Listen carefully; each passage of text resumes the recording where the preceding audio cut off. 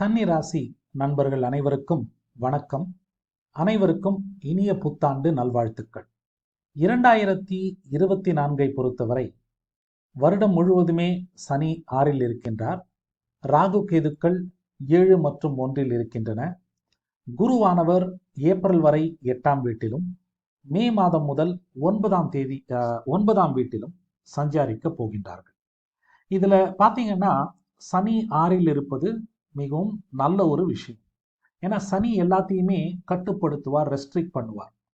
அவர் 6ஆம் வீட்டில் இருப்பதால் 6ஆம் வீட்டு விஷயங்களான கடன், நோய், எதிரி போன்றவற்றை குறைப்பார், கம்மி பண்ணுவார், ரெஸ்ட்ரிக்ட் பண்ணுவார். குரு பார்த்தீங்கன்னா 9 இருப்பது அது ஒரு மேன்மையான நிலை. பொதுவாக 2, 5, 7, 9, 11 ஆகிய இடங்களில் குரு இருப்பதை குரு பலம் அப்படின்னு சொல்றோம். குரு பலம் அப்படின்னா ஒரு தெய்வ அனுகூலம். ஏதோ ஒரு விதத்துல உங்களுக்கு ஒரு லக் ஃபேக்டர் இருக்கு அப்படின்றத தான் நம்ம குரு பலம்னு சொல்றோம். பொதுவாக குரு பலம் இருக்கும் மாதங்களில், இருக்கும் வருடங்களில் திருமணம், புதிய வேலை, வேலையில் இருந்தால் ப்ரமோஷன், இன்க்ரிமெண்ட், பிரச்சனைகள் தீர்வது போன்ற நல்ல விஷயங்கள் நடப்பதற்கான வாய்ப்புகள் அதிகம் இருக்கும். அதைத்தான் குரு பலம் அப்படின்னு நம்ம குறிப்பிடுறோம்.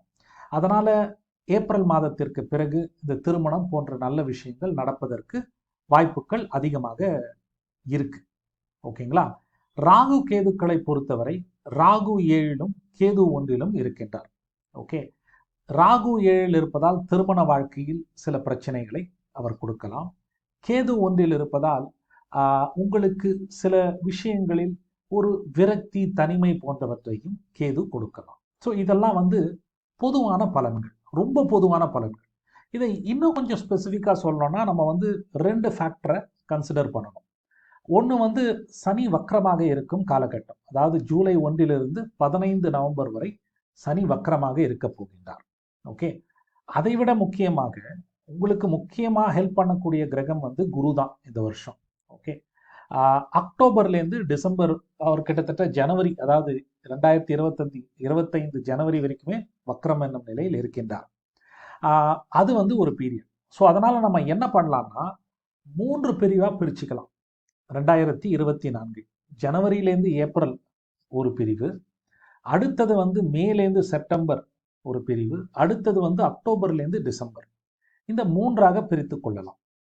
இப்போ உங்களுக்கு நல்லவைகள் ஏதோ ஒரு விதத்தில் நடந்து கொண்டுதான் இருக்கின்றன. ஓகே, குரு 8 இருந்தாலும் மறைமுக தனவரவு, சில வெளிநாடு, வெளிமாநிலம் சார்ந்த நல்ல விஷயங்கள் நடப்பது போன்ற நல்லவைகள் நடந்து கொண்டுதான் இருக்கின்றன. எப்பவுமே சனி 6 இருக்கும் காலகட்டத்தில் புதிய வேலை கிடைக்கிறதுக்கான வாய்ப்புகள் அதிகம் இருக்கும். உங்களை அதிகம் வாட்டி வந்த சண்டை சச்சரவுகள் இல்லைன்னா நோய், அதெல்லாமே சனி 6 இருக்கும் காலகட்டத்தில் முடிவுக்கு வருவதற்கு வாய்ப்புகள் அதிகம் இருக்கு. ஓகே, அதனால இந்த மே டு செப்டம்பர் டைம் பீரியட் உங்களுக்கு மிகவும் அற்புதமாக இருக்கின்றது. அந்த டைம் பீரியடை நன்றாக பயன்படுத்தி கொள்ளுங்கள். அந்த மே டு செப்டம்பர் டைம் பீரியட்ல உங்களுக்கு அந்த விரக்தின்னு நம்ம சொல்றோம் இல்லைங்களா, அதை கூட நீங்க அதிகம் உணரப்போவதில்லை. ஓகே, கேது தான் விரக்தியை கொடுக்கிறார். உங்களுக்கு என்ன நன்மைகள் நடந்தாலும் கேதுவால் தான் ஒரு விரக்தி, தனிமையை உணர்கின்றீர்கள். அதனால்தான் வேத ஜோதிடத்தில் இருக்கும் 9 கிரகங்களில் கேது தான் மோஸ்ட் பவர்ஃபுல் அப்படின்னு நம்ம சொல்றோம். ஏன் மோஸ்ட் பவர்ஃபுல் அப்படின்னு நம்ம சொல்றோம்னா, சனி பவர்ஃபுல் கிடையாது, அதை எல்லாரும், குரு பவர்ஃபுல் கிடையாது, மோஸ்ட் பவர்ஃபுல் பிளானட் கேது. ஏன்னா கேது தான் வாழ்க்கைன்னா என்னன்னு புரிய வைப்பார். ஓகே, வாழ்க்கைன்னா என்னன்னு எப்படி புரிய வைப்பார் அப்படின்னா, உங்களுக்கு இந்த அட்டாச்மெண்ட்லாம் தேவையில்லை, இதெல்லாம் தேவையற்றது, உன்னை கடவுளை நோக்கி நீங்க போங்க அப்படின்னு நமக்கு உணர்த்துபவர் தான் கேது. ஸோ அத்தகைய கேது விரக்தியை கொடுத்து தான் நமக்கு கடவுளை புரிய வைப்பார். கேது ஆன்மீக கிரகம், லௌகீக வாழ்க்கை, மெட்டீரியல் லைஃப்க்கு தேவையில்லாத கிரகம், எதிரான கிரகம்னு சொல்லலாம். ஸோ கேது இருக்கிறது தான் உங்களுக்கு நல்லது நடந்தாலும் ஒரு விதமான டிஜெக்டட் ஃபீலிங் இருக்கிறதுக்கு காரணம் கேது தான். ஆனால் மே டு செப்டம்பர் டைம் பீரியட்ல அதை நீங்க உணர்வதற்கான வாய்ப்புகள் மிக மிக குறைவு. ஏன்னா குரு ஸ்ட்ராங்கா இருக்கார். குருவே கேதுவை பார்க்க போறார். 9 குரு ராசியில் இருக்கும் கேதுவை பார்க்க போகின்றார். 9 அவர் வரப்போறாரு. ஏன்னா 9 குரு ஓடி போனவனுக்கு 9 குரு அப்படின்னு ஒரு பழமொழியே இருக்கு. அந்த அளவுக்கு அது வந்து ஒரு லக்கி பீரியட். ஆனால் அக்டோபர் டு டிசம்பர் டைம் பீரியட்ல குருவானவர் வக்ரம் என்னும் நிலையை அடைகின்றார். வக்ரம்னா பின்னோக்கி போவது போல் தோன்றக்கூடிய ஒரு நிலை. வக்ரமான காலகட்டங்களில் குரு நல்ல பலன்களை கொடுக்கும் நிலையில் இருந்தால் அந்த நல்ல பலன்கள் கிட்டாது. அதுதான் வந்து வக்ரத்தோட முக்கியமான ஒரு ஆஸ்பெக்ட். அதனால் அக்டோபர் டு டிசம்பர்ல நீங்க திரும்பவும் அந்த விரக்தியை சற்றே அதிகமாக உணர்வதற்கு வாய்ப்புகள் இருக்கு. குரு வக்ரமாக இருந்தாலும் வக்ர நிலையில் இருந்தும் ராசியை பார்க்கின்றார். ஓரளவுக்கு ப்ரொடெக்ஷன் இருக்கு. இந்த ஜனவரி டு ஏப்ரல் தான் நல்லவைகள் நடந்தாலும் நீங்க வந்து அந்த விரக்தியை அதிகம் உணர்வீர்கள். மே டு செப்டம்பர்ல ரொம்ப ரொம்ப கம்மியாக உணரப் போகின்றீர்கள். அக்டோபர் டு டிசம்பர்ல ஓரளவிற்கு உணரப் போகின்றீர்கள். ஓகே, நான் கேதுவை பத்தி தான் ஜாஸ்தி பேசுறேன். ஏன்னா கேது தான் வந்து விரக்தி, தனிமை, தேவையில்லாத எண்ணங்களை கொடுப்பார். ஏன்னா சனி 6ல் இருக்கார். நல்ல வேலை வாய்ப்புகள் வரும். உடல் உபாதைகள் நீங்குவதற்கான ஃபண்டாஸ்டிக் டைம். நீங்க ஏதாவது புதுசா ட்ரீட்மெண்ட் எடுக்கணும்னா முயற்சி பண்ணுங்க. உங்களோட உடல் உபாதைகள் குறைவதற்கு, தீர்வதற்கு இது பெஸ்ட் டைம். சனி 6ல் இருப்பதை விட ஒரு பெட்டர் டைம் கிடைக்காது. அதே மாதிரி தான் கடன் தீர்றதும். நீங்கள் ஏதாவது ஒரு கடன் ரொம்ப நாளாக உங்களுக்கு இருக்குன்னா கடனை தீர்த்துக்கலாம். இல்லை யாரோடையாவது ரொம்ப நாளாக பிரச்சனை இருக்குது அப்படின்னா யார் மூலியமாவது ஒரு பேச்சுவார்த்தையோ அவர்கிட்டயே போய் பேசியோ அந்த பிரச்சனையை முடிவுக்கு கொண்டு வருவதற்கும் 6ல் சனி இருக்கும் காலம் உங்களுக்கு சூப்பராக வேலை செய்யும்.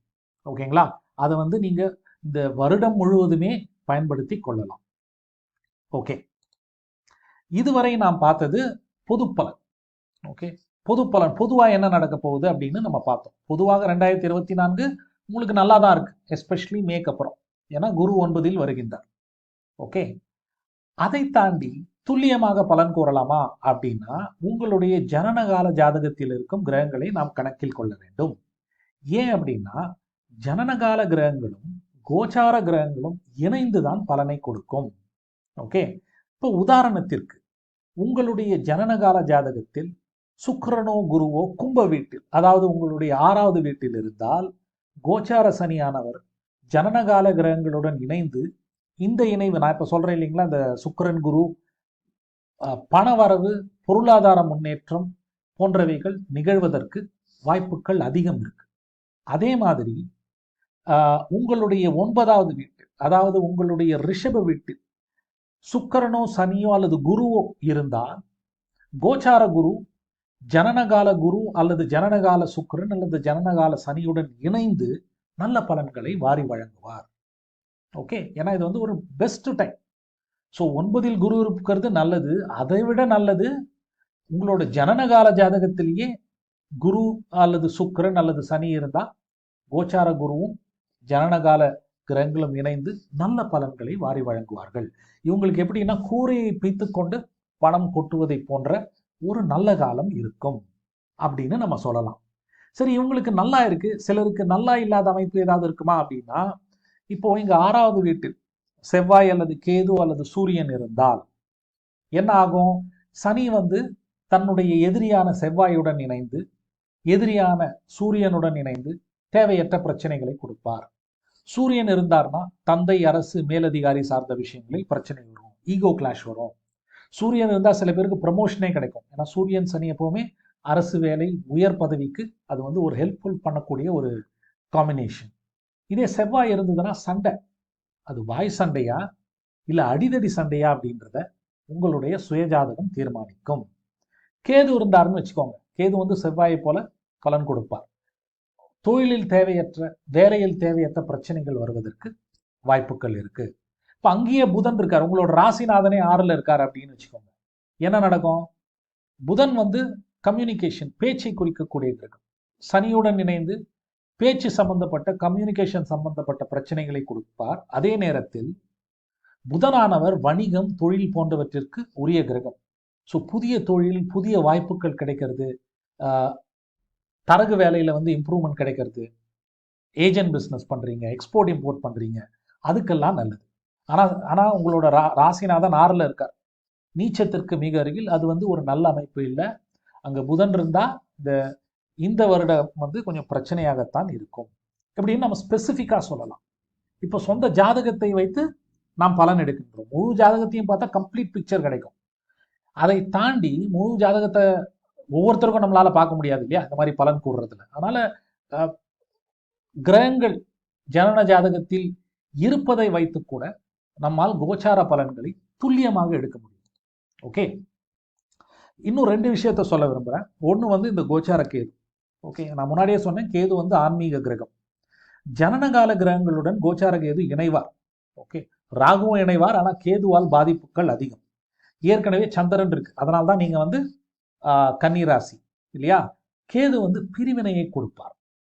உங்களுக்கு தாயுடன் பிரச்சனை வரலாம், தாயை பிரிந்து வேறொரு வேலை நிமித்தமாக வைக்காது போற மாதிரி ஒரு சிச்சுவேஷன் வரலாம், கருத்து வேறுபாடு வரலாம், பிரச்சனைகள் வரலாம். ஓகே, அங்க புதன் இருந்தாருன்னு வச்சுக்கோங்க, புதன் வலுதான், ஆனா புதன் தாய்மாமனை குறிக்கக்கூடிய கிரகம். கேது இணைந்தார்னா தாய்மாமனுடன் பிரச்சனை வரலாம். ஓகே, இன்னொரு பாயிண்ட் நீங்க பாத்தீங்கன்னா, இப்ப அங்க வந்து சுக்கிரன் இருக்காருன்னு வச்சுக்கோங்க, சுக்கிரன் அங்க நீச்சம் தான். ஒரு ஆண் ஜாதகத்தில் சுக்கிரன் இருந்தால், இங்க ஜனனகால கேது ஆண் ஜாதகத்தில் இருக்கும் ஜனனகால சுக்கிரன் கோச்சார கேதுவுடன் இணைந்து வாழ்க்கை துணையுடன், அதாவது குறிப்பாக மனைவியுடன் பிரச்சனைகளை ஏற்படுத்துவார். ஏன்னா கேது பிளஸ் சுக்கிரன்ல, நான் வந்து ஆண் ஜாதகர்னு சொன்னேன். ஆண் ஜாதகருக்கு சுக்கிரன் மனைவியை குறிப்பார். ஸோ ஜனனகால சுக்கிரன் கோச்சார கேதுவுடன் இணைந்தால் என்ன பிரச்சனைனா, மனைவியுடன் கருத்து வேறுபாடு பிரச்சனை வருவதற்கு வாய்ப்புகள் இருக்கு.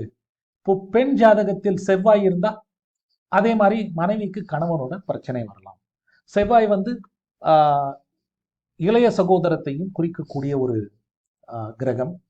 அந்த சகோதரர்களுடன் பிரச்சனை வருவதற்கும் ஆண்களுடன் பிரச்சனை வருவதற்கும் வாய்ப்புகள் இருக்கு அப்படின்னு நம்ம சொல்றோம். அப்போ அங்க சனி இருந்ததுன்னா, சனி கேது, சனி வந்து தொழிலாளர்களை குறிக்கக்கூடிய கிரகம், ரைட், வேலையாட்களை குறிக்கக்கூடிய கிரகம். வேலையாட்களுடன் பிரச்சனை வரலாம். ஓகே, இப்படிதான் நம்ம வந்து ஸ்பெசிஃபிக்கா பலன் எடுக்க முடியும். சரிங்களா?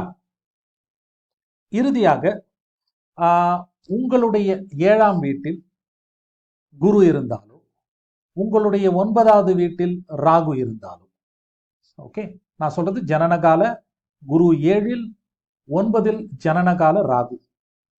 கோச்சார ராகுவுடன் குரு இணைவார், கோச்சார குருவுடன் ராகு இணைவார். எப்பவுமே இந்த குரு ராகு காம்பினேஷன் ஹெல்த் பிரச்சனைகளை கொடுக்கக்கூடிய ஒரு இணைவாகும். ஓகே, இந்த இணைவால் பண வரவு ஜாஸ்தியாக இருக்கும். எப்பவுமே இந்த ராகு குரு காம்பினேஷன்ல பண வரவு ஜாஸ்தியா இருக்கும். ஏன்னா குரு வந்து பணத்தை குறிக்கக்கூடிய ஒரு கிரகம். ராகு எப்பவுமே உயிரற்ற காரகத்துவங்களை பெரிதுபடுத்தி உயிர் காரகத்துவங்களுக்கு பிரச்சனை கொடுப்பார். இங்க உயிர் காரகத்துவம்னா என்னன்னா, உங்களுடைய ஹெல்த் பாதிக்கப்படுறதுக்கு வாய்ப்புகள் இருக்கு அப்படின்னு நம்ம சொல்லலாம். ஓகே, ஸோ இங்க 7ல் குரு இருப்பவர்களும் 9ல் ராகு இருப்பவர்களும் இந்த வருடம், அதாவது ஜனன ஜாதகத்தில் 7ல் குரு இருப்பவர்கள் 9ல் ராகு இருப்பவர்கள், அவர்கள் கொஞ்சம் ஹெல்த்ல கண்டிப்பா கொஞ்சம் கவனம் தேவை. 6ல் சனி இருப்பதினால் பெரிய பிரச்சனை வந்து விடாது. ஓகே, இருந்தாலும் சில உடல் உபாதைகள் வந்து போவதற்கு வாய்ப்புகள் இருக்கு. சரிங்களா?